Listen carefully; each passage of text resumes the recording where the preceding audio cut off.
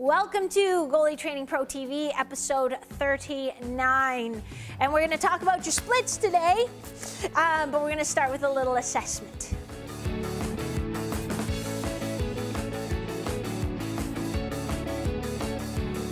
So this is what I want you to do. I want you to go into your front splits, and I want you to go with your left foot forward and see how far you get. Then you're going to go with your right foot forward and see how far you get. And I'm going to make a guess like Johnny Carson used to do. Remember that? Johnny Carson would get the card and he'd hold it up on his head like that, and he'd pull it off, and in your case it would say left.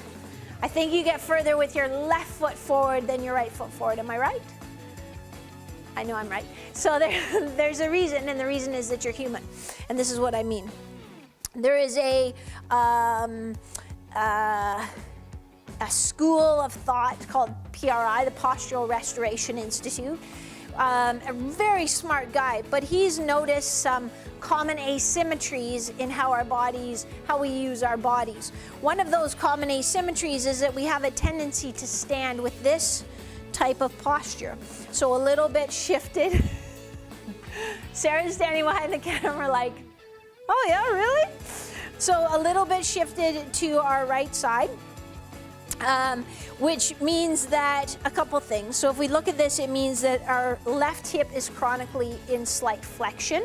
This hip is in slight extension. This hip is externally rotated and abducted. This is internally rotated and adducted. So basically what it means for you is, even though I'm facing square to the camera, my pelvis is a little bit facing this way.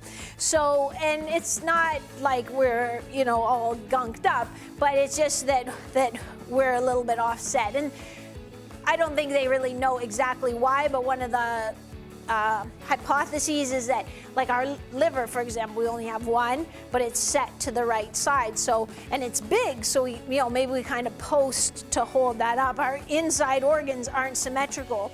Our heart is up here and it's a little bit sets to the right, so maybe we're posting up our liver and then we kind of get a little bit this way. Even our diaphragm is asymmetrical side to side. So there are lots of things at play, but this is just the observation. So you can see how even, when you're on the ice and you go to recover, well, this side is already in some flexion. Do you have one side where you feel like you don't have quite as much range of motion as the other side? Those are things that we're not really trying to fix so that, oh, well, now I'm perfectly square. But we're trying to teach you to just at least get out of that characteristic asymmetry so that you're able to get into the opposite side. So I'm going to show you a technique. Again, it highlights this idea that stretching isn't enough. I want you to get out of your head that, oh, well, I'm doing my stretches, so I can move better on the ice. It's not about stretching. It's about mobility and how you move. Stretching is one piece of the puzzle, but it's not the answer. And if you're just putting all your eggs in the stretching basket, oh, I need to move better, I need to stretch more, you're not going to get there. So you're missing a huge piece, but you're just not going to achieve your maximum mobility. So let me just show you one of the exercises. There's a million exercises, but I'm just going to show you one. And what I want you to do before you try this at home is I want you to just walk across the floor, just back and forth, just paying attention to kind of what it feels like when you step, and then we're going to do a little test afterwards. But let's get down on the floor, and I'm going to show you this exercise. You only do this exercise lying on your left side. So I have just a foam roll under my feet because my feet have to be elevated. I'm going to push this bottom foot into the wall, and I'm going to reach this knee forward. So I'm kind of getting in that opposite pattern of what my asymmetry is. So I'm at 90 degrees here, 90 degrees here.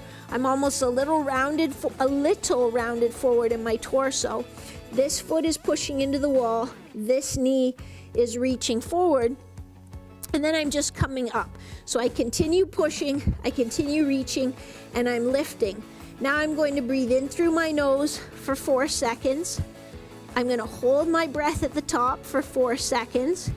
And I'm going to breathe out through my mouth for 6 seconds. And I'm going to do that 4 times, and I'm not going to reset in between. Typically we'll do it 1 or 2 sets of 4 breaths like this. And then you'll try your walk again. And you're going to see, hey, does that change how my hips feel? And really you're not going to notice like, oh yeah, I'm so loose now. It's going to feel a little different, feel a little more fluid. So that's an introduction to the PRI, the Postural Restoration Institute, and this idea that we have a very common asymmetry that, especially as a goalie, impacts how we use our hips, and it can have a compounding effect. So I want to really teach you to be able to find that other position so that you can move better on the ice, but also, I suspect, reduce some wear and tear on your hips. So again, stretching isn't enough. You need to come at it from a muscle structure perspective, from a fascial remodeling perspective, from a movement pattern perspective, which this one teaches you, even from a nervous system control perspective. Stretching is one ingredient, but it's not the key that unlocks your ultimate mobility. If you want to look for a complete system that does that, check out strategicmobilityforgoalies.com. I put all the pieces together for you, but at least now you know it's not just about stretching, it's about improving your movement patterns, teaching your body to move more efficiently. I'll see you next time.